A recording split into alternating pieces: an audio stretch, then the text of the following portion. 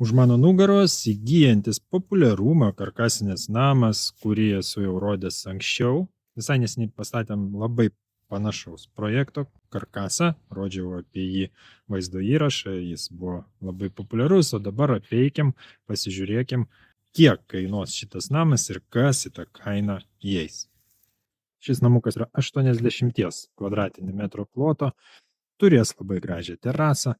Tai, ką matome iš išorės, plus dekoratyvinis tinkas ant pamato, terasa, kainuos užsakovui apie 130 000. Į tą kainą lauko komunikacijos neįeis, tai yra valymo įrenginiai, gręžiniai neįeis.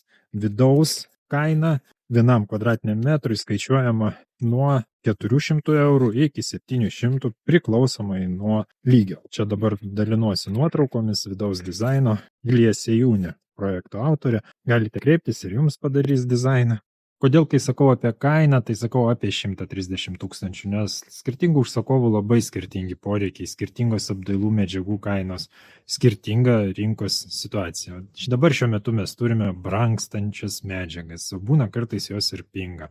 Ir mes skaičiuojame dažniausiai pagal esamą situaciją ir negalime pasiūlyti stabilios kainos dėl to, kad nėra tokie dideli pelnai, kad galėtum sau leisti savo sąskaitą daryti kažką nemokamai, o kita vertus nesinori ir žmonių apiplėšinėti ir iš karto užsimest kainą tokia, kad bet kokiu atveju apsimokėtų nepriklausomai nuo rinkos situacijos.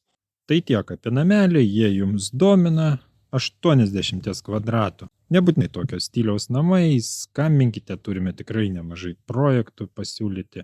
Būtinai atsakysime į jums rūpimus klausimus ir iki kitų susimatymų.